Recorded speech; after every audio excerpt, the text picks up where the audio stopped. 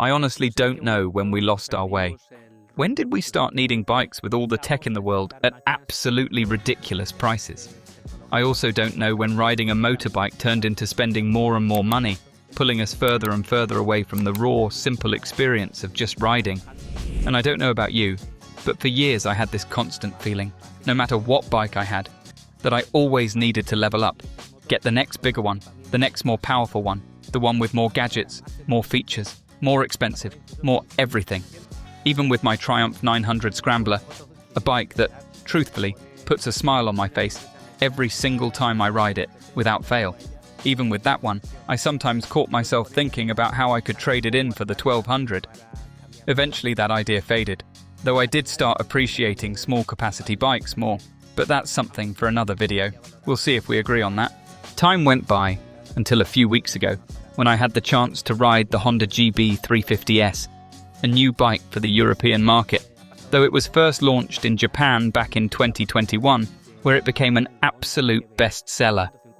Some of you who've been following the channel for a while might remember my short trip to Tokyo, just a few days, that I used to film a Moto Gymkhana video. I'll try to link it somewhere in this frame, and also a bit from the Tokyo Motorcycle Show, a smaller, more local expo that used to be tricky for Westerners or white folks to attend, but is still one of the most important shows in the country. I was genuinely surprised by a few things: how well organized everything was, the number of people who turned up to what's supposed to be a local fair, and also how many of them were gathering at the Honda booth.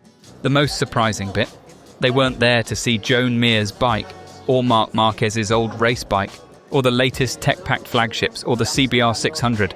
Nope.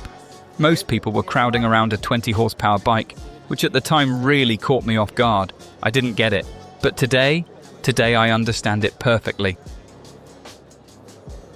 And I didn't understand it back then because I hadn't yet experienced what, for me, is a whole new category. A sub-segment of retro bikes that brands like Royal Enfield have been exploring for the past few years. Honda's approach is this: a sound that makes you smile, a high-quality feel that gives you confidence, a really handsome design, and the peace of mind that comes from knowing you've got one of the most respected brands in the world behind it, with one of the best dealer networks too. And to give you a sense of what this Honda GB350S is really like, because I know many of you are curious about the specs, we're talking about a single-cylinder engine producing 20 horsepower, 30 newton meters of torque, and a curb weight of 178 kilograms. That's what our office scale gave us. It has a seat height of 800 millimeters, which sounds pretty low, but in reality, because the seat is very flat and wide, it feels a bit taller than you'd expect. And no, it doesn't come with 3,456 riding modes. It doesn't come with heated grips or the perfect partner, or anything like that. None of those extras. What it does offer is a price of €4,590 here in Spain, or right under £4,000 in the UK, and something that counts for a lot. It's made 100% in Japan, not in China, not in India, but in Honda's Japanese factory. That's part of what makes it so appealing, not just for newcomers, but for plenty of other riders as well. We'll talk more about that in a bit. Attractive price? Check. A look that blends modern and classic style in a really lovely way? Check. Behind the bars, it doesn't promise you fireworks, but that's not the point here.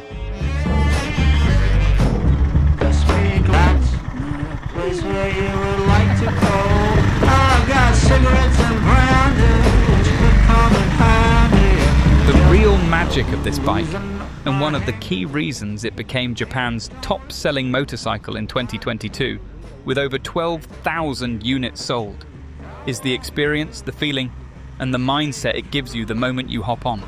I know what you're thinking. You reckon I'm exaggerating, but seriously, you need to get on one yourself to really get it.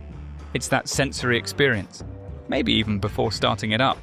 You walk up to it, there's that metal tank with a proper retro feel, high-quality plastics by the way, everything really well finished. Nothing feels like it's been done on the cheap. Everything is properly sorted. No signs of corner cutting like you see on some other bikes. There's no cheap-feeling materials that make you wonder how long the thing will last. No stray cables sticking out either. And it's got LED indicators that are actually decent. Then you turn the key, and it comes to life. That analog dial with a little screen showing your gear position and the fuel level, all the basic info you need. But when I talk about it coming to life, what I really mean is that engine, the character it shows the second it fires up.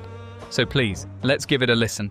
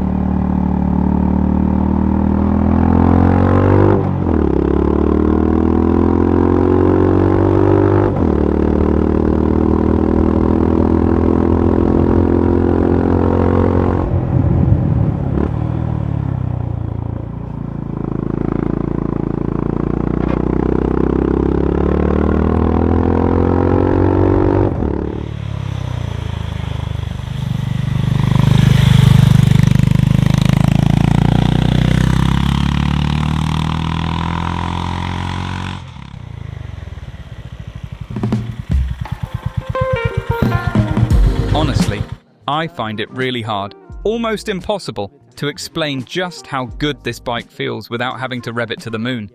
I couldn't tell you exactly what Honda has done to make this engine sound so good. But whatever they did, that sound complements the riding experience perfectly. As you can imagine, this isn't a bike built for carving up twisties at full attack on your favorite mountain road. The moment you get on, that calm, low rumble just draws you in, and you've no choice but to go along with it, to accept and embrace this different pace. And maybe, just maybe, this is a perspective you'd lost years ago without even realizing it. That's when you start to truly appreciate how beautiful life can be on a motorbike. No stress, no pressure, enough speed for any B-road, shifting gears just to hear that engine again purr its way out of the bend. It really is addictive. It's the kind of experience that gets you to focus on what's around you, on the journey itself, not the destination. That's why the title of this video says I almost forgot what riding a motorbike was really about. That simple joy, the wind on your body, the feeling of flying just above the ground as the tarmac blurs beneath you. Effortless, like a form of meditation, a way to relax. That's what I'd almost forgotten. But here's the kicker. It's also surprisingly fun to ride, with hints of big bike character. It's agile enough, though it does take a bit more muscle to tip into a corner than you'd expect from a bike of this size. But still, it handles with ease, and it's got a stability that would make a lot of bikes in this class pretty jealous. In that sense, its performance really holds up to any modern motorbike. Of course, let's be realistic. With 20 horsepower, you're probably not going to be first off the lights, and with a top speed of around 71 miles per hour, you're not exactly going to be setting records from point A to point B either. But this bike isn't about going mental between corners. It's more of a dopamine and serotonin factory than an adrenaline rush. The 15-litre fuel tank and a ridiculously low consumption give you, on paper, a range of over 310 miles. It's one of those bikes you ride for ages and then suddenly realize you've no idea when you last went to the petrol station. And that character, by the way, makes it a surprisingly capable touring bike, even if the pace is more relaxed. Proof? Just look at all the videos out there of people riding this bike from one end of Japan to the other. The only drawback? Without the optional side bags, there's absolutely no storage on this bike. None under the seat, none under the side panel, which, as you can see, houses the battery. Just something to be aware of, though Honda does now offer official accessories for it, as shown on this press unit we've been testing. Of course, lots of people will tell you this is a beginner's bike, and they're not wrong, because it ticks every box for someone starting out. But this Honda GB350S is honestly a joy to ride, whether you've been riding for 2 days, 2 months, 2 years, or 2 decades. And yes, maybe Honda's goal with this model was to give younger riders a chance to get into motorbikes without having to spend thousands and thousands of euros like you do these days just to get started. Still, I think it's a mistake to label a bike like this as just for beginners, because, in my opinion, It actually takes a certain level of maturity to really appreciate what a bike like this has to offer. I rode it for this review with two mates, both just over 20 years old, and I noticed their feedback focused mostly on performance, lack of power and so on, without ever really stopping to think about what this bike is actually meant to do. Because riding isn't always about going flat out, pushing the limits, with your knees scraping the ground. This bike? It's definitely going to be a great school bike for new riders, but I also see it as the perfect therapy. Therapy against stress, against bad moods, against all the crap life throws at us. I really think this is one hell of a motorcycle therapy. I know. You're probably thinking it all sounds a bit too soft and fluffy, like something out of Alice in Wonderland. But I genuinely believe this bike can help you be a bit happier by stripping away all the layers of complexity that, in the end, just distract us from the pure joy of riding. So yeah, if you've just started out, or want to start, and you're after a stylish, friendly bike that doesn't require spending a fortune, go ahead, book a test ride. You're going to love it. But I also see it as a brilliant option for older riders. Take my dad, for instance. He's been retired for years now, and it's been decades since he last rode a motorbike. And for people like that, who might feel a bit intimidated by big, heavy machines that require muscle just to move them around, this could be a really beautiful way to get back into bikes after a long break. And to be honest, it also works brilliantly as an all-rounder for commuting, weekend rides, grabbing a coffee in the sun, regardless of your age or experience.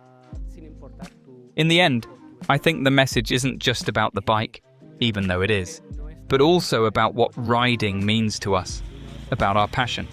Sometimes, I get the feeling, and here comes a bit of self-criticism, that we in the media lose ourselves too often in super technical reviews, spec sheet comparisons, trying to figure out which is the absolute best bike in a particular category. But honestly, unless you're a pro racer making a living out of shaving tenths of a second, what really matters most is how you feel on that bike. Not me, not your neighbor, not my colleague. How do you feel when you're on it? And what does it make you feel? That's it. Thanks for watching the video. See you in the next one. Honda GB350S. Fantastic bike. I love it. One of my favorites this year. Ciao, ciao. See you later. Don't forget to subscribe. Bye.